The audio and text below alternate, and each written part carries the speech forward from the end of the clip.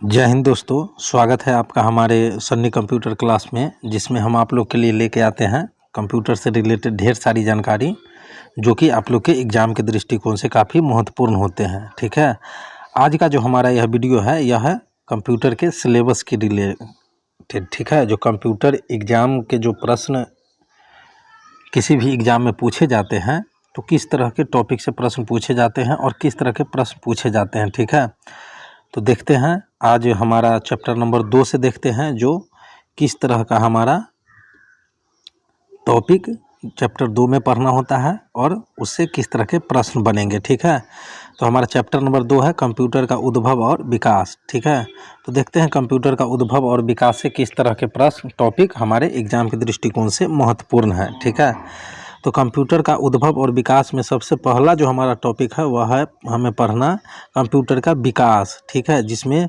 Abacus के बारे में जानना है, पास्कलाइन के बारे में जानना है, डिफरेंस इंजन के बारे में हम लोग पढ़ेंगे, एनालिटिकल इंजन के बारे में पढ़ेंगे, सेंसर टेबुलेटर के बारे में पढ़ेंगे, मार्क 1 के बारे में पढ़ेंगे, ABC के बारे में पढ़ेंगे, ENIAC के बारे में पढ़ेंगे, ईडबैक के बारे में पढ़ेंगे, यूनिवैक के बारे में पढ़ेंगे, माइक्रो प्रोसेसर के बारे में पढ़ेंगे, एप्पल 2 के बारे में पढ़ेंगे।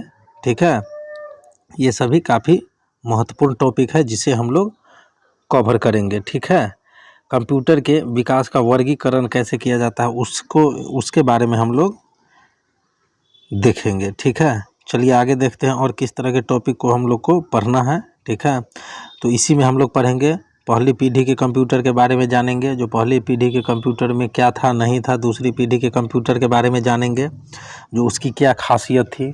तीसरी पीढ़ी के कंप्यूटर के बारे में जानेंगे, जो उसमें क्या बदलाव किए गए। ठीक है, चौथी पीढ़ी के कंप्यूटर के बारे में जानेंगे, जो किन किन समस्याओं पर काम करके चौथी पीढ़ी के कंप्यूटर तक पहुंचा गया। पांचवी पीढ़ी के कंप्यूटर के बारे में जानेंगे, जो इसमें क्या और चेंजेस करने पड़े। अगली पीढ़ी के कंप्यूटर के बारे में हम लोग जानेंगे, जो अगली पीढ़ी के लिए किस तरह के कंप्यूटर रहेंगे। कार्य पद्धति के आधार पर वर्गीकरण। ठीक है, कार्य पद्धति के आधार पर कंप्यूटर का वर्गीकरण जो है वह एनालॉग, डिजिटल और हाइब्रिड कंप्यूटर, इन तीनों के बारे में हम लोग आगे जानेंगे। ठीक है, हमारा अगला जो टॉपिक है वह है आकार और कार्य के आधार पर वर्गीकरण। इसे भी हम लोग समझेंगे। मेन फ्रेम कंप्यूटर के बारे में जानेंगे, जो मेन फ्रेम कंप्यूटर होता क्या है। ठीक है, मिनी कंप्यूटर के बारे में हम लोग जानेंगे, जो मिनी कंप्यूटर क्या होता है, एम्बेडेड कंप्यूटर क्या होता है, माइक्रो कंप्यूटर क्या होता है, पर्सनल कंप्यूटर क्या होता है, वर्क स्टेशन क्या होता है, नोटबुक कंप्यूटर या लैपटॉप क्या होता है। ठीक है, नेटबुक क्या होता है। इन सभी चीज़ों के बारे में हम लोग जानेंगे, जो इनसे किस तरह के प्रश्न हमारे एग्ज़ाम के दृष्टिकोण से महत्वपूर्ण है और उन पर हम लोग चर्चा करेंगे। ठीक है, चलिए आगे बढ़ते हैं। हमारा अगला जो टॉपिक रहेगा वह रहेगा टैबलेट कंप्यूटर क्या होता है, पॉमटम क्या होता है, स्मार्टफोन क्या होता है। ठीक है, लैपटॉप, नोटबुक, नेटबुक, टैबलेट तथा PDA में क्या अंतर है वो हम लोग जानेंगे। सुपर कंप्यूटर क्या होता है उसके बारे में हम लोग जानेंगे, और यह भारत में कब आया सबसे पहले, इन सभी चीज़ों के बारे में जानेंगे। भारत में सुपर कंप्यूटर के बारे में हम लोग जानेंगे।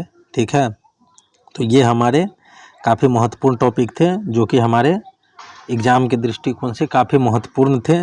ठीक है, हमारा जो अगला टॉपिक रहेगा चैप्टर वह रहेगा चैप्टर 3 से। ठीक है, चैप्टर 3 से हम लोग देखेंगे कंप्यूटर की कार्य पद्धति से, जो हमारे सिलेबस के अनुसार किस तरह के प्रश्न एग्ज़ाम के दृष्टिकोण से महत्वपूर्ण है, और उन सारे प्रश्नों पर हम लोग चर्चा करेंगे। ठीक है, तो मिलते हैं हम लोग अपने अगले वीडियो में नए प्रश्नों के साथ, नए टॉपिक के साथ। तब तक के लिए जय हिंद, जय भारत।